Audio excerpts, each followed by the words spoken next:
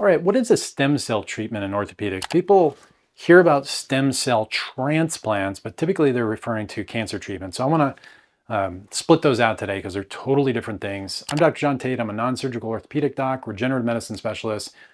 I'm hanging out in the lab in my office because I want to talk about some of the things we do in my practice and in the lab here with cells that we're using to help heal orthopedic injuries, commonly in knees and shoulders. But if we look at the history of stem cell treatment, it dates back more than 100 years. 1995, around 2000, was really where they started using it in orthopedics, but much further back than that, some bright, brilliant docs said, I wonder if we transplanted these powerful cells from one person to another, could it help cure some diseases? And this is where it took off in other conditions, including a lot of cancer treatment. Okay, if we could download some new cells into the body to help repair itself and fight off that cancer, could people cure that disease? But in orthopedics, it was probably the mid-90s, 1995, 2000, that these started to be used in orthopedics. And if we back up and understand what a stem cell is, first, stem cells are born in our bones. Okay, so inside the long bones or the pelvis of our body, we have stem cells. And that's where all of our blood cells are made, red cells, white cells, and platelets.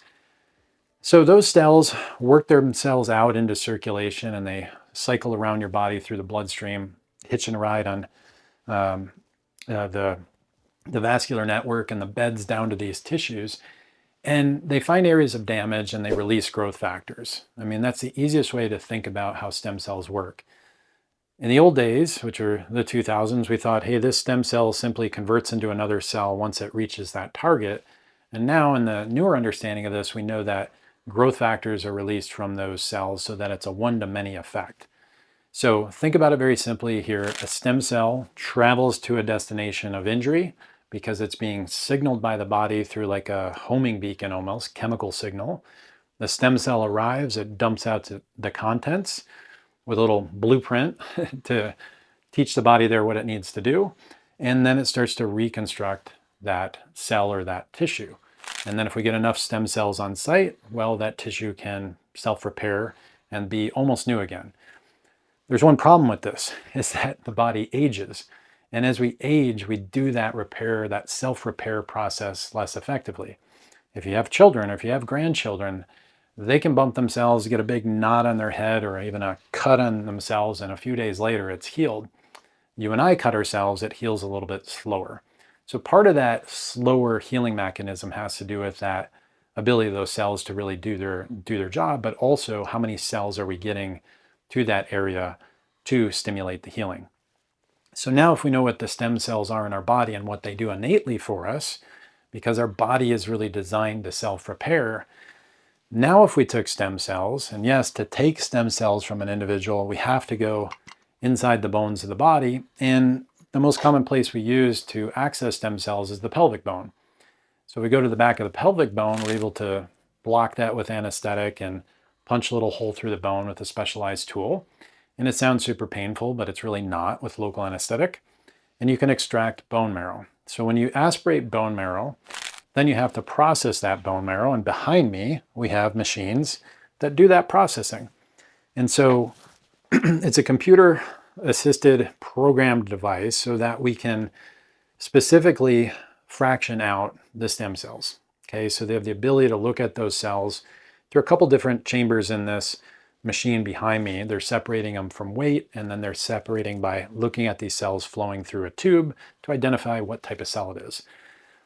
So once we can properly isolate the stem cells and then suspend them in the plasma, which is the liquid part of the blood, then we got an injectable that I can inject back into tissues.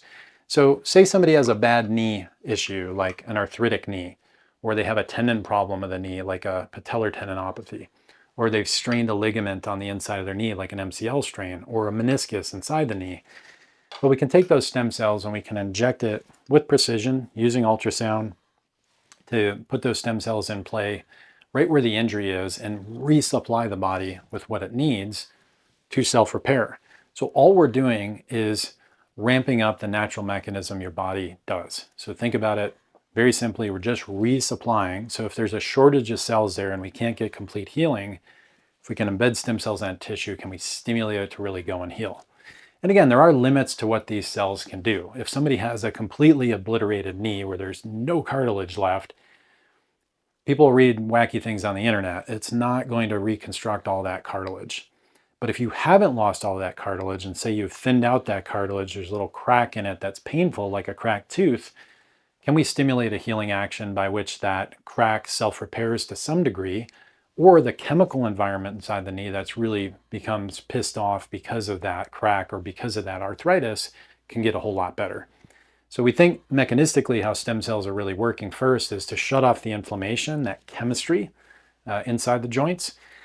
And then from there, can it stimulate that cycling of that natural healing process from an injury to inflammation to healing over 6 to 8 weeks and beyond?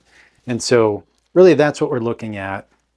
A couple of the finer points I want to touch on with this with stem cells is, primarily what we're using now in orthopedics is what we call autologous. Autologous stem cells mean they come from you. Allogenic cells mean they come from a different source, not you. And this is where some companies out there are able to access live birth tissues. So say a baby's born and you hear of people banking the umbilical cord, or there's clinics outside the US that are able to use umbilical cord cells, which has been very popularized on some podcasts and other YouTube channels. But why are they doing that? Because umbilical cord cells are probably arguably the most powerful cell that we have, not from you. So say you're an older patient and you want to get a younger cell, that's why we're going to those things sometimes, or at least the clinics are outside the US. I myself personally right now aren't kind of allowed to use those in the US because of some of the FDA regulations around the use of these cells. We got to abide by the rules. So if we look at those cells, right, the birth tissue cells do have some theoretical advantages for older patients, even middle-aged patients, because they are maybe a little bit more powerful than the aged version of the cells. But even with what we're running with patients in my practice who are in their 40s and 50s and 60s, we're able to extract that bone marrow, refine that stem cell fraction, put it back into play where they need help. Can we stimulate more repair process by which your pain comes down or their pain comes down, function improves, and somebody's happy?